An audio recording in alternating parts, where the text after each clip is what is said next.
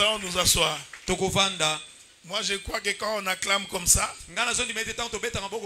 la délivrance s'opère. Je crois que quand on chante comme ça, les miracles tombent. Il faut croire en cela. Parce qu'il est écrit dans la Bible, vous tournerez Jéricho 7 fois. Les 6 premiers jours, vous circulerez une seule fois en restant silencieux. Que la paix de Dieu soit avec vous. Amen. Les 6 premiers jours, on est dans le silence parce que nous sommes en train de tourner sur Jéricho. Ah, j'ai compris. Que les 6 premiers jours, c'est la trompette de rassemblement. Car il est écrit dans la Bible, la trompette de rassemblement, on la sonnera sans éclat. Alors nous allons tourner Jéricho pendant 6 jours sans faire du bruit. Mais le 7e jour, parce qu'il est écrit la trompette de départ, vous allez la sonner avec éclat. Alors le 7e jour, après avoir tourné 7 fois, le peuple poussa des cris parce que c'était la trompette de départ. Les murs sont tombés et Israël est entré. Que les murs tombent maintenant. Ce qui est difficulté tombe. Ce qui est maladie tombe. Que la guérison te soit accordée. Et c'est là au nom de Jésus que ce qui était impossible devienne possible. Au nom de Jésus, je crois en cela. Car dans le désert, l'Éternel a fait pleuvoir. Là où il n'y avait pas de pluie, il est capable de rassembler les nuages pour que la pluie tombe.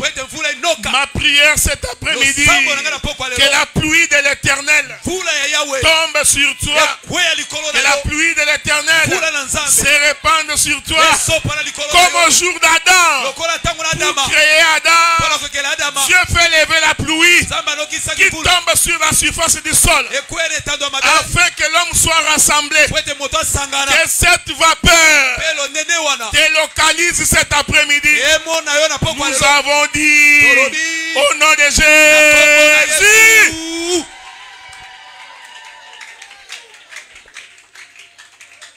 Que le Seigneur vous bénisse. 2 Rois chapitre 11. Le verset 4. Et David envoya des gens pour la chercher. David, 2 Rois chapitre 11. Je suis en train de lire le verset 4.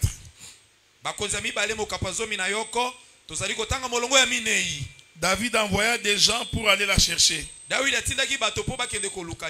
vint vers lui. Il sortit avec elle. Après s'être purifiée de sa souillure, elle retourna dans sa maison. Cette femme devait enceinte. Elle fit dire à David, je suis enceinte. Que Dieu vous bénisse. Amen. Que la paix de Dieu soit avec vous. Amen. Je voudrais rappeler que l'ombre n'est pas la représentation exacte des choses. C'est ce que le frère Paul dit. Paul dit que l'ombre contient les zones d'ombre. C'est-à-dire que l'ombre, on ne peut pas voir exactement. Est-ce qu'on est ensemble, non? Amen. C'est pourquoi quand nous lisons dans l'ombre, on aura l'impression qu'on ne voit pas bien. Mais pour voir très bien, le frère Paul dit, car c'est en Christ que l'ombre disparaît. C'est-à-dire que quand nous lisons la Bible et que nous avons des difficultés pour voir, nous devons ramener les Écritures vers Jésus pour que nous puissions voir clairement. Que la paix de Dieu soit avec vous. Amen. Écoutez maintenant. Oh, pour qu'il y ait ombre, il faut qu'il y ait la lumière. S'il n'y a pas de lumière, il n'y a pas d'ombre. On est ensemble, non? Amen. Oh, pour qu'il y ait aussi ombre, il ne suffit pas qu'il y ait seulement la lumière. Il faut encore qu'il y ait un corps. S'il n'y a pas de corps, il n'y a pas d'ombre. Quand on a le corps et que la lumière frappe le corps, nous avons l'ombre. On est ensemble. Amen. Créons l'homme à notre image, selon notre propre ressemblance. Adam était l'ombre de Dieu. Mais pour qu'Adam devienne l'ombre de Dieu, il faut d'abord qu'il y ait la réalité de Dieu. Il faut qu'il y ait une lumière qui frappe Dieu, pour que de Dieu nous puissions voir l'ombre. Maintenant, quand tu regardes l'ombre, tu as l'impression que l'ombre n'est pas vraiment comme la réalité. Si mon nez est la réalité, et que le soleil me frappe, et que l'ombre de mon nez est projectée, quand tu regardes l'ombre, tu ne verras pas très bien mon nez. Tu verras la forme de mon nez. Dans l'ombre, mon nez peut paraître grand et peut paraître petit. Mais pour que tu aies la précision, il faut que tu viennes voir mon nez. C'est ça toute la Bible. C'est-à-dire que Dieu, en créant Adam, Dieu s'est projeté lui-même sur la terre. Mais comme en se projetant, il se projette comme une ombre. Voilà pourquoi on ne peut pas le voir clairement. C'est pourquoi quand tu lis ta Bible, fais attention avec les écritures de l'ombre, parce que ça peut donner une grande forme ou une petite forme. Est-ce qu'on est ensemble, non? Amen. Mais j'aime la Bible, frère, parce que pour qu'il y ait l'ombre, il faut que le soleil se lève. Si le soleil se lève pas, il n'y a pas d'ombre. Je vais dire quelque chose de profond ici. Au commencement, il n'y avait que les ténèbres à la surface de la Bible. Comme il n'y avait que les ténèbres, il n'y a pas d'ombre, il n'y a pas de lumière. Maintenant, pour qu'il y ait les ombres, il faut premièrement que Dieu crée la lumière. Mais Dieu est merveilleux. Il pouvait créer la lumière du matin jusqu'au soir. Que la nuit aussi, qu'il y ait la lumière. Non.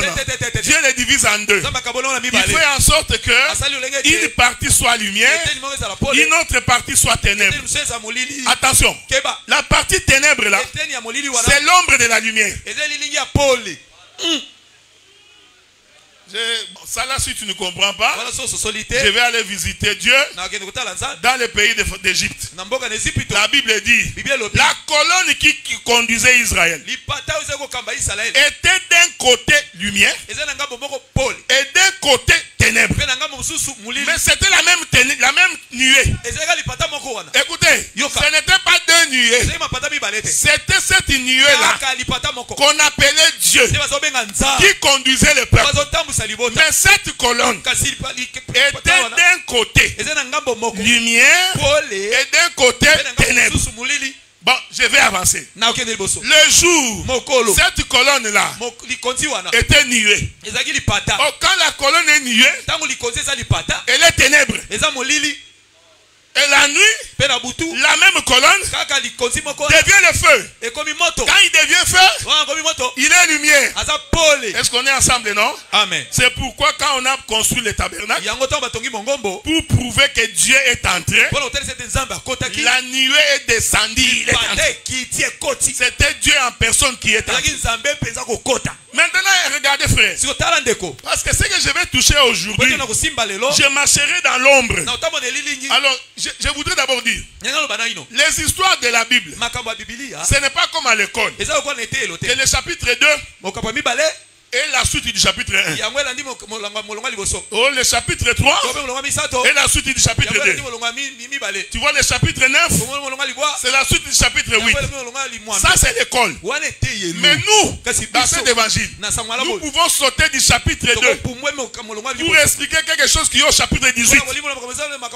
Et nous quittons le chapitre 18. Nous rentrons au chapitre 15 pour dire autre chose.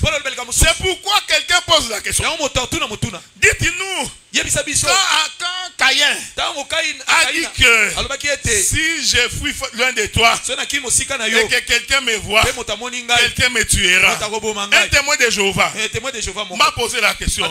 Mais ils étaient deux, Caïn et Abel. Caïn vient de tuer Abel. Mais de qui Caïn parlait-il? Quand il disait si quelqu'un me voit, il me tuera.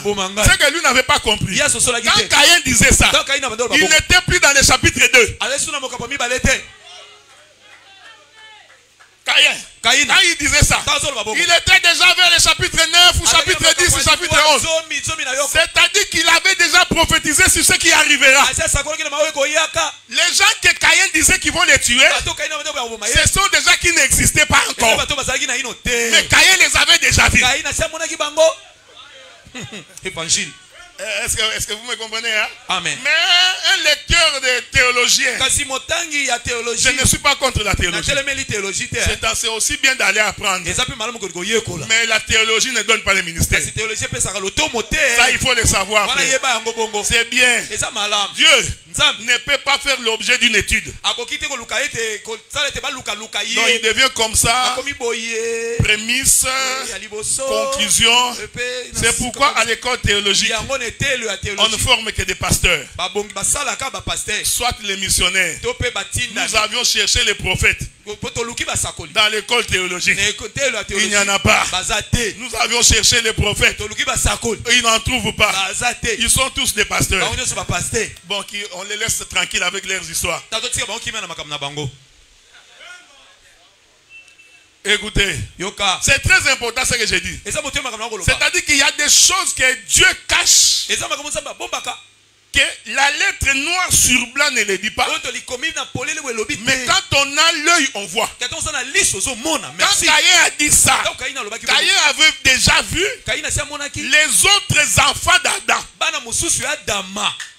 C'est pourquoi l'Écriture dit, le jour où Seth naquit, la Bible dit,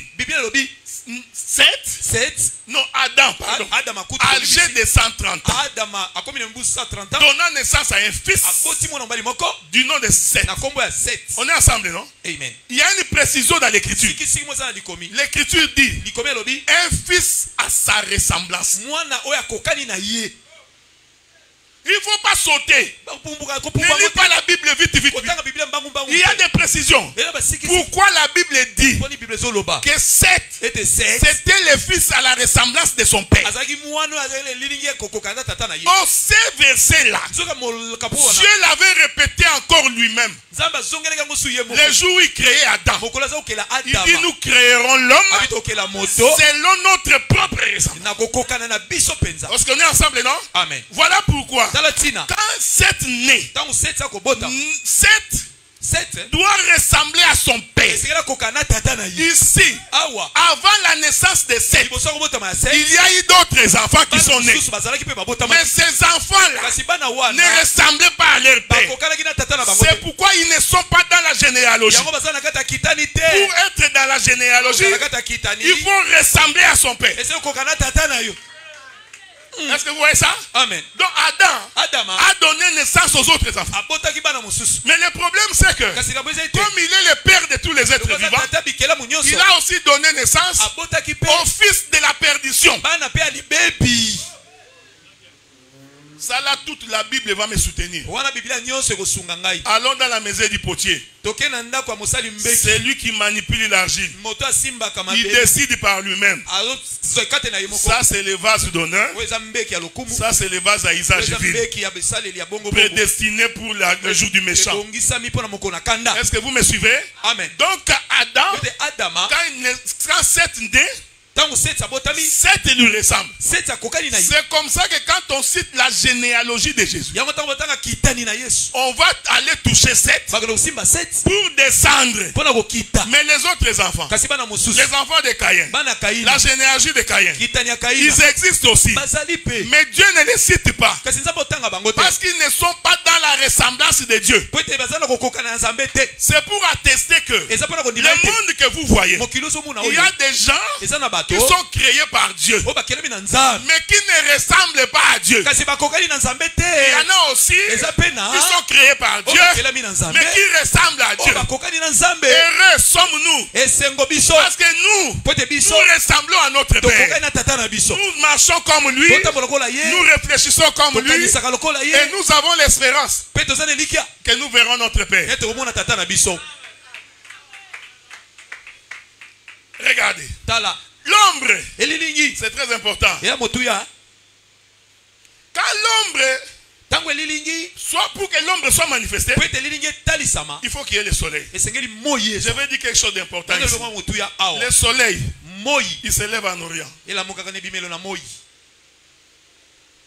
Quand le soleil se lève en Orient,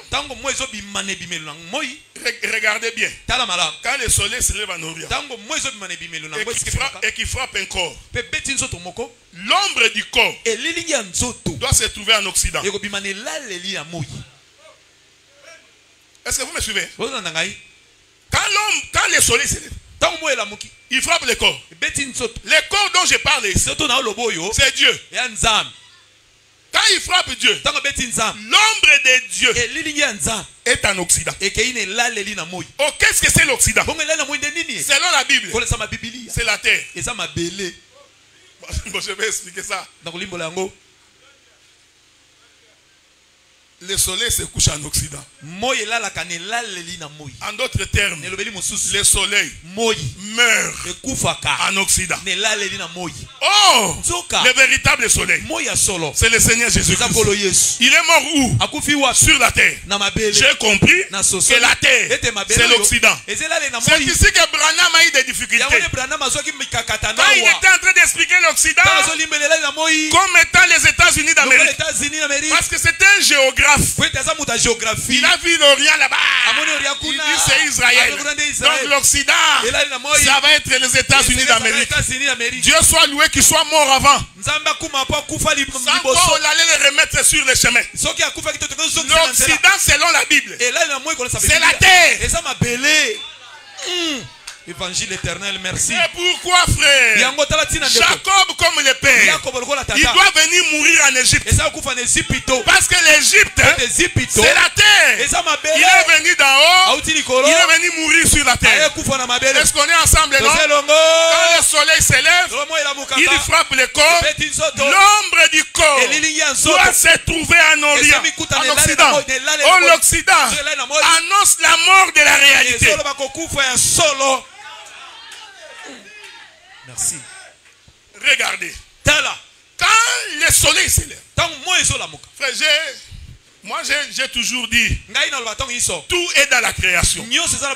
Toute la prédication de Genèse en Apocalypse est dans la création. C'est pourquoi Paul avait raison de dire, la nature elle-même ne vous enseigne tellement. Nous dans cet évangile, on peut déchirer la Bible, les papiers de la Bible, déchirer, bander avec ça les hiérarchies. Nous les ministres, en observant seulement la nature, nous aurons toujours des prédications. Parce que la nature va nous enseigner. Oh non! Paul l'a dit. Il dit ceci. La puissance de Dieu, ses perfections invisibles, ses voies à l'œil nu, quand on les considère dans ses ouvrages, c'est-à-dire dans la création. C'est pourquoi on ne fait pas des fois les débats du genre c'est écrit où. Parce que moi je crois, si on devait tout écrire, même le monde ne remplirait pas ce que Dieu a fait. La Bible dit, si on doit nous dire tout ce que Jésus a fait, aucun livre ne contiendrait tout ça. C'est pourquoi quand on est ministre, on est connecté au Saint-Esprit, pour que même en observant, qu'on soit capable de lire la pensée de Dieu. Mais regardez, frère, quand le soleil s'élève et qu'il frappe le corps, remarquez, plus le soleil marche, plus l'ombre du corps est en train de changer. C'est-à-dire, quand le soleil s'élève à 6 heures, l'ombre de ma personne à 6 heures a une forme. Le soleil avance. L'ombre de ma personne à 7 heures à une autre forme. Remarquez, hein? Plus le soleil s'avance, plus l'ombre de ma personne change de forme. Mais ce que j'aime, le soleil s'élève, l'ombre de ma personne est à l'extrémité. Plus le soleil avance, l'ombre de ma personne s'approche. Que la paix de Dieu soit là. Nous confessons, Seigneur. Quand Jésus est en train de venir, nous nous approchons de plus en plus pour hériter le royaume des cieux. Ah, tu n'as pas saisi. Aller à Cana veut dire l'ombre s'approche de plus en plus de la réalité. Aller à Cana veut dire tu as quitté l'extrémité qui est l'Égypte. Tu t'avances pour arriver à Cana. Mais cet exercice-là n'est possible que si le soleil marche. Si le soleil ne marche pas, l'ombre ne peut pas avancer. J'ai béni Dieu parce qu'il est écrit, le jour est avancé, la nuit est avancée, la venue du Fils de l'homme est proche, parce qu'il est en train de venir beaucoup plus vers la réalité. On est ensemble, non? Amen. Il est en train de venir, l'ombre est en train de venir. Parce que il faut que le soleil et l'ombre puissent se rencontrer. Il est merveilleux. Amen.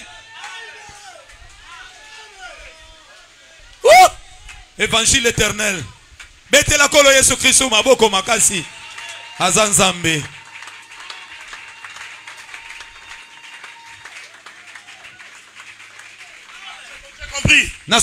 Pourquoi Isaac devait quitter sa maison? J'ai compris pourquoi Rebecca aussi devait venir. Parce que le soleil s'approchait et l'ombre aussi devait venir. Pour que les deux se rencontrent dans un champ. Alléluia. Il est merveilleux. Au commencement, Dieu a créé les cieux et la terre. On est ensemble, non? Amen. Or les cieux, c'est là où habite Dieu. Or la terre, c'est là où nous habitons. Il crée l'étendue. Et il dit dans 1 Thessaloniciens, au son de la trompette, il quittera les cieux. Il descendra. Nous aussi qui sommes sur la terre, nous allons revêtir les corps. Nous monterons. Et les deux, nous nous rencontrerons. J'aime ça. Écoutez, plus le soleil avance, plus l'ombre vient. Ah, qu'il est merveilleux, c'est Dieu. Il fait des choses avec précision. Il a quitté le ciel pour que nous aussi, nous quittions l'état du péché. Nous quittions là où nous étions, pour que nous nous trouvions ensemble. Ces jours-là, il s'est promené. Il a quitté le ciel. Il rencontre Abraham. Abraham était sous les chaînes de Mamré. La Bible dit, le soleil était au zénith. C'est-à-dire, le soleil avait déjà marché. Il marche, il marche, il arrive au zénith. Or, naturellement, quand le soleil arrive au zénith, l'ombre aussi doit être là. Il est merveilleux, frère. Je sens l'onction de Dieu en cette. C'est pourquoi, quand on mit Jésus sur la croix, il fallait que l'ombre et la réalité c'est Marie. Cet homme était au milieu. De deux côtés, il y avait un brigand, un autre brigand. Il y avait un brigand du côté de l'Orient. Il y avait un autre brigand du côté de l'Occident. Mais lui était au milieu, rassemblant les deux. J'ai compris pourquoi Marie était sur la croix ces jours. Parce que c'est l'image de l'épouse qui vient rencontrer son époux. Dieu rencontre Abraham. La Bible dit c'était au chêne de Mamré. Et le soleil était au zénith. Quand le soleil était au zénith, l'ombre et la réalité sont ensemble. Ce n'est pas de la chimie. Sors sous le soleil.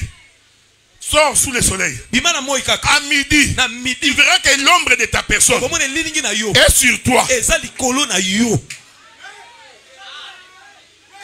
L'ombre de ta personne à midi est sur toi. Je te dis, frère, Marie est tombée enceinte à midi. Marie Marie est tombée enceinte. À midi. Le jour où l'ange les visite, Marie pose la question. Comment est-ce possible? Moi qui n'ai jamais connu d'homme, tomberai-je enceinte? L'ange lui répond. L'ombre du Tout-Puissant découvrira. Le jour où l'ombre te couvrira, un fils sera en toi. Et ce fils-là, c'est le fils du Très-Haut. C'est-à-dire le jour où l'ombre et la réalité sont ensemble. Toi, Marie, tu tomberas enceinte. Ah, merveilleux. Est-ce que la loi et le témoignage te donnent la naissance du fils? Il faut que l'ombre et la réalité trouvent la vie en toi, frère. Pour que tu sentes que l'éternel Dieu, il est vivant. Mais je n'ai pas fini. Je n'ai pas fini. Quand la lumière vient, le soleil vient, l'ombre vient, ils se mettent ensemble. Nous sommes sur la croix. Ce n'est pas fini. Le soleil doit continuer sa course. Est-ce qu'on est ensemble, non? Amen. Faites attention. Parce que sur la croix, c'était le salut d'un peuple.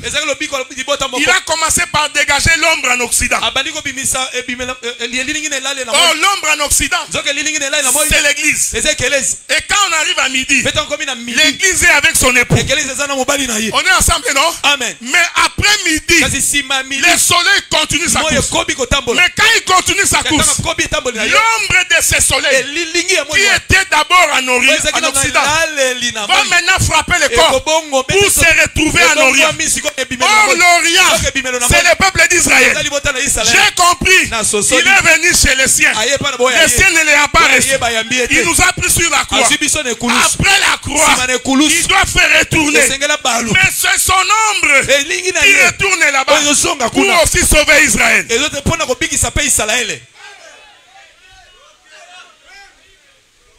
Regardez.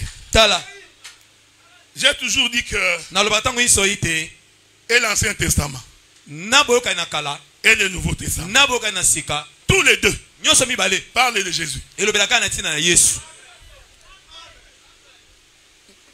L'Ancien Testament. Non, le Nouveau Testament. Vous allez me supporter. Je suis dans ma folie. Je suis un peu dans ma folie. Dans ma folie, j'ai dit, le Nouveau Testament n'est pas l'explication de l'Ancien Testament. J'ai dit, le Nouveau Testament s'explique en Jésus. L'Ancien Testament s'explique en Jésus. Quand les deux sont en Jésus, c'est alors que la lumière éclate. C'est pourquoi, quand nous lisons une écriture dans l'Ancien Testament et que nous trouvons la correspondance dans le Nouveau Testament, les deux doivent nous parler que de Jésus. C'est pourquoi nous avons des difficultés. Parce que beaucoup de prédicateurs se sont appropriés les écritures du Nouveau Testament. Non, même l'écriture du Nouveau Testament parle de Jésus. Quand tu entends Paul dire, Paul, je souffre de douleurs de l'enfantement. Vous croyez que c'est vraiment Paul, l'individu qui est en train de souffrir? C'est Paul là qui parle. On doit l'expliquer. Quand Paul dit, j'achève dans ma chair. J'achève dans ma chair les souffrances de Christ. Qu'est-ce qu'il veut nous dire? Que Christ n'a pas tout accompli. C'est Paul-là.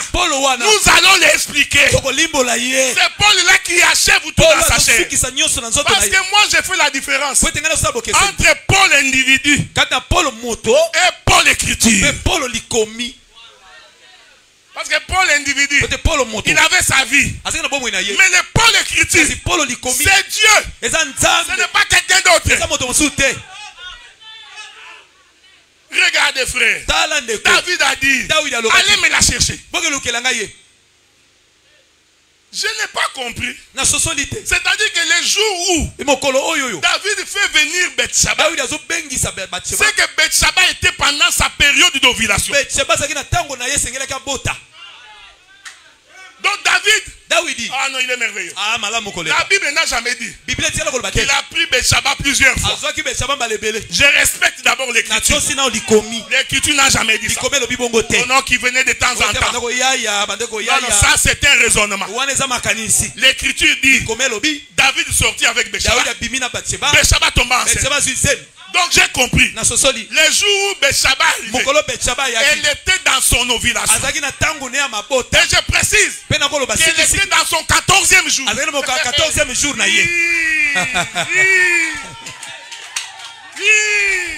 Évangile. Non, Dieu est merveilleux.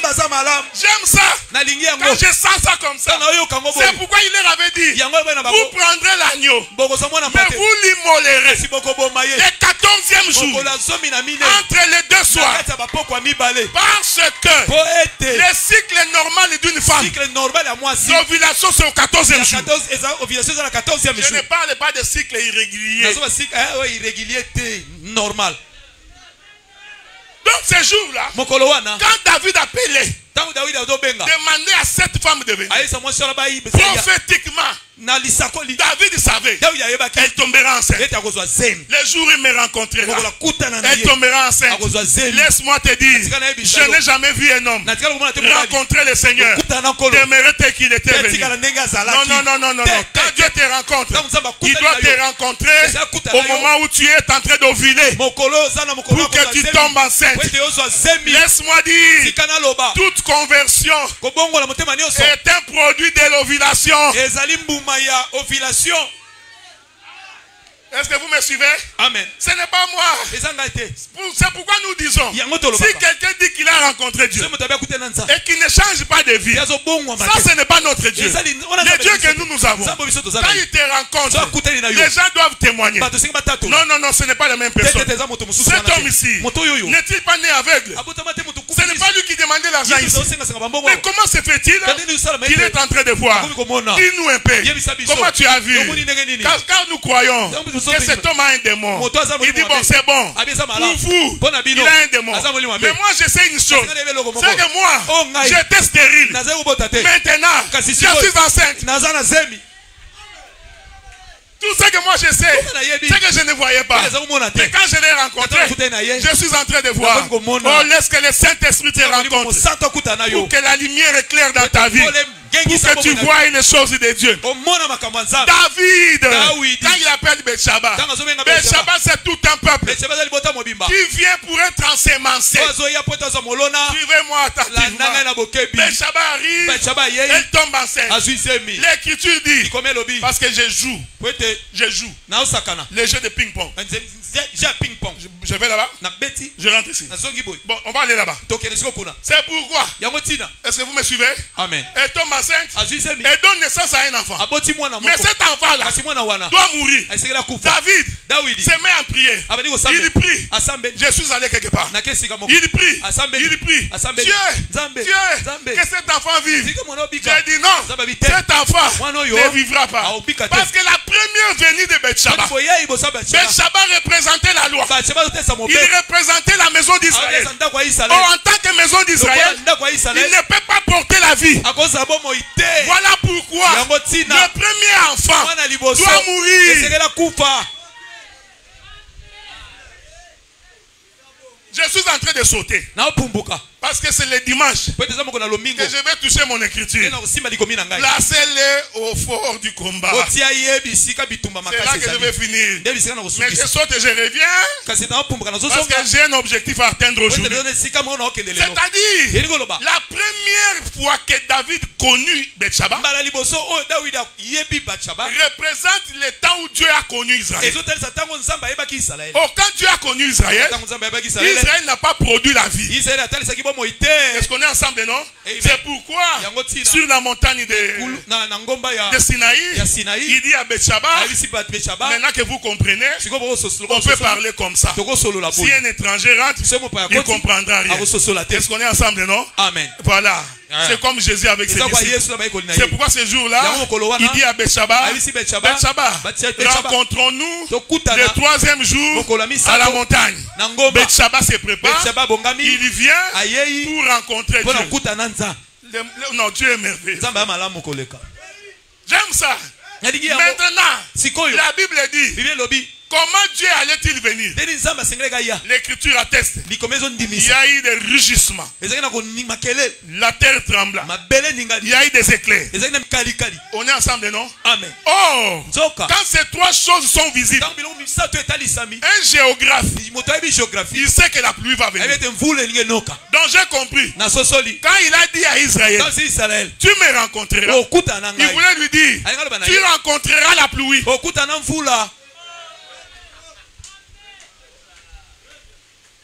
Oh Israël, s'il avait les yeux pour voir, il allait attendre. Il dit Moïse viens. Non. Nous ne voulons pas l'écouter. Mais ils avaient écouté quoi? L'annonce de la pluie. Oh, l'annonce de la pluie. C'est la loi, les psaumes et les prophètes. C'est le premier parler de Dieu. C'est le parler en parabole. Personne ne peut comprendre. Il dit Moïse, non. Nous ne voulons pas l'écouter. Va, dis-lui de te parler. Comme ça, toi tu viendras nous parler. Moïse va voir Dieu. Il dit Dieu, ils ont dit, ils ne veulent plus t'écouter. Vous voyez, Israël, il a refusé d'écouter Dieu. Il dit non. Toi là ne viens pas. Continue à nous envoyer Moïse. Oh Moïse là, c'est les prophètes. Oh, tout le temps des prophètes, Israël n'a pas cru. Dieu dit, puisqu'ils ont dit ça, désormais, si je vais leur parler, c'est au travers d'un homme que je parlerai. Est-ce que vous me suivez? Amen. Oh, cette première rencontre, Israël n'a pas reçu la vie. C'est pourquoi les premiers fils de David avec Bethshaba ne pouvaient pas vivre parce qu'ils représentaient les sacerdoces de la loi. Est-ce qu'on est ensemble, non? Amen. Il a fallu. J'aime ça. Parce que je saute et je reviens. Ping-pong, frère. Ping-pong. Jacques ping-pong. Quand David prend Bethshaba maintenant dans la maison, et qu'il sort avec Bethshaba, Bethshaba tombe enceinte. Il va donner naissance à Salomon. Est-ce qu'on est ensemble? Amen. La même femme qui n'a pas donné la vie, la même femme donne la vie. Pas n'importe quelle vie. Salomon. J'ai compris. Bethshaba a double face. La première face, il représentait la maison d'Israël quand l'enfant n'a pas survécu. Mais la deuxième face, la même Bethshaba représente l'église. Parce que nous avons les fils avec nous. Nous vivons avec les fils. Nous sommes éclairés. Est-ce que vous voyez? Car il est écrit, celui qui a les fils, il a la vie. Et le Seigneur va le dire aux disciples. Il dit, je serai avec vous jusqu'à la fin du temps.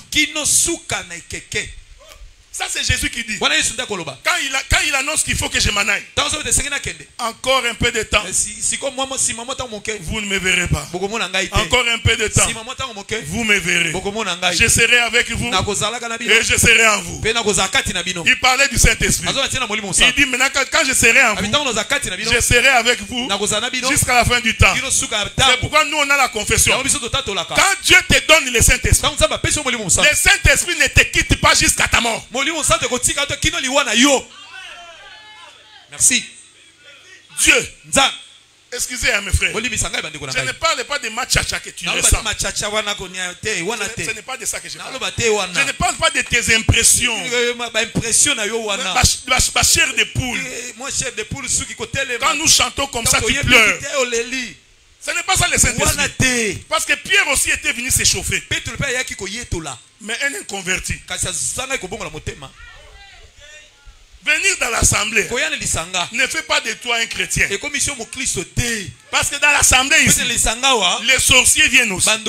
Les démons viennent aussi. Donc être enfant de Dieu, c'est quand Dieu lui-même confirme que tu es son enfant. Et nous avons un Dieu qui ne commet pas d'erreur. Il ne peut pas te donner le Saint-Esprit tout en sachant que demain tu vas pécher et te retirer le Saint-Esprit.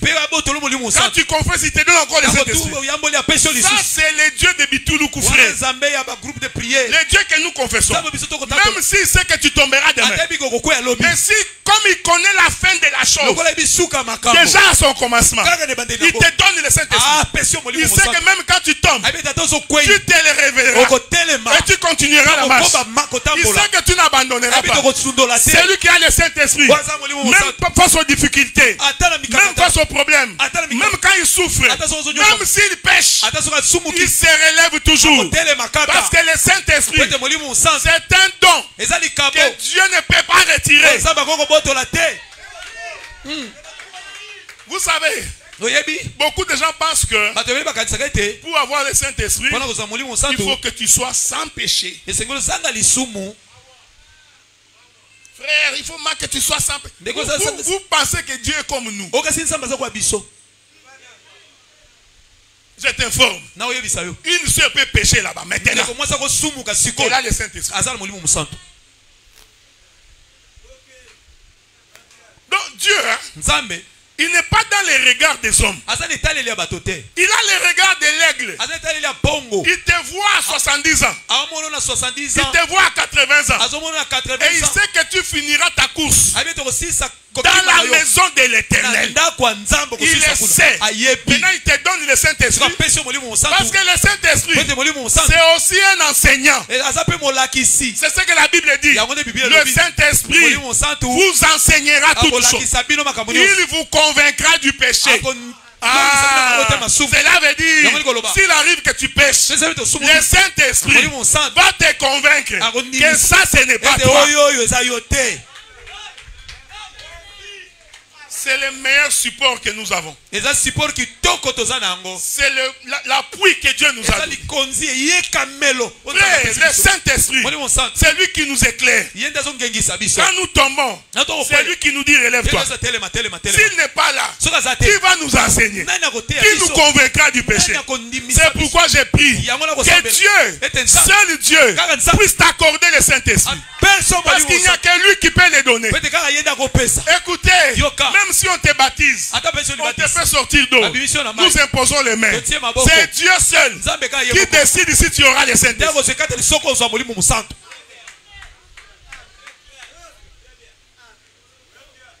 Bethshaba, ici, représente une double face. Quand l'enfant meurt, elle est la maison d'Israël. Quand l'enfant vit, Salomon, elle est la maison de l'église. Et nous avons le Saint-Esprit, le Fils avec nous, jusqu'à la fin du temps. C'est pourquoi tout enseignement de l'église de réveil est diabolique. Parce que l'église ne peut pas dormir. Nous n'avons pas cette conception-là. Écoutez, frère. Écoutez, lisez la Bible. Posez-vous la question. Pourquoi Israël a traversé la mer Rouge la nuit? Tu ne t'es jamais posé la question. Pourquoi Israël a traversé le Jourdain la nuit?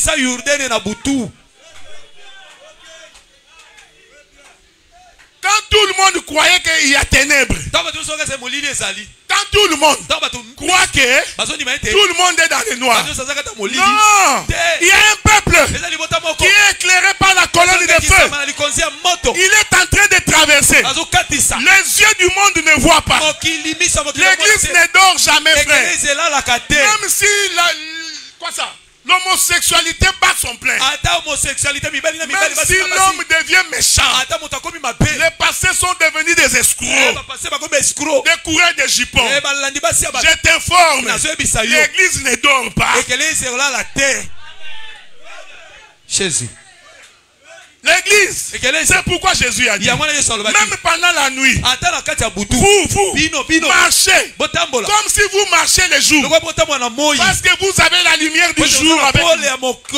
Bien-aimés frères, les histoires des églises de réveil, il ne faut même pas aller mettre les pieds là-bas. Tu vas mourir. Ils ne connaissent rien de la Bible. Ensuite, ils vont créer leur association des églises de réveil. Gloire soit rendue. Comme nous, on n'était pas endormis et qu'on n'est pas réveillés, on ne vient pas dans vos histoires.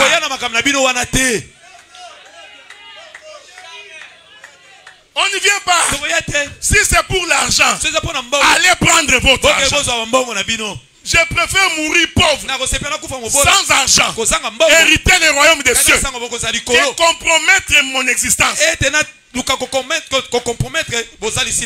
savez, ça nous étonne. Paul avait raison de dire, qui vous a ensorcelé? Vous qui avez commencé par l'esprit.